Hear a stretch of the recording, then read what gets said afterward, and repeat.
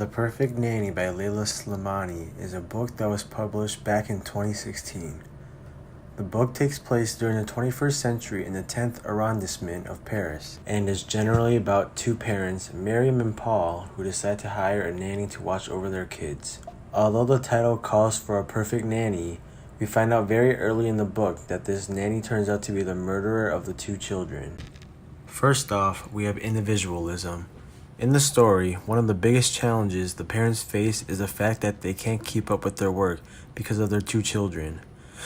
They were already struggling with just Mila, but with the recent addition of Adam, they start to lose it because both of the children require too much of their attention. In order to resolve this issue, they start to contemplate on whether or not they should hire a nanny.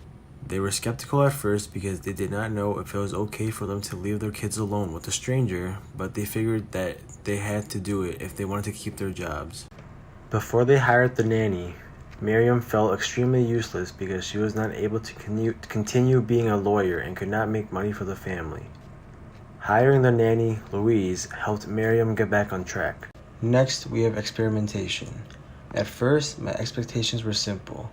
It would be a book about a family hiring an exceptional nanny that was great with kids, as the title insists. But as soon as I opened the book, the first page starts off with the climax. I learned from the very start that the nanny they hired had killed both of the children she was taking care of. This completely defied my expectations of the novel because I realized that the nanny is a murderer and is far from being perfect. I believe that the author included a stream of consciousness when she wrote the book. Many times we see the thoughts of Louise pour out into text. This stream of consciousness allows the reader to see the gradual change of Louise from being a perfect nanny to a mentally unstable person. Next up is absurdity.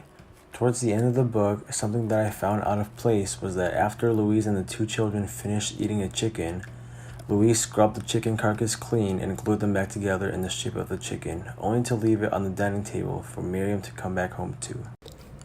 Not only was this an example of absurdity in the book, I also believe that the chicken carcass symbolizes Louise's mental instability. If Slimani hadn't given us a glimpse of the future when we find out that Louise murders the two children, the chicken carcass incident was the first time we saw Louise's change in character. Ever since that incident, Louise was constantly showing signs of her change to a darker-minded person. Another symbol in the story, I would say, is a body of water. The body of water symbolizes Louise's fear of death, which we see when Paul tries to teach Louise how to swim when they went on vacation.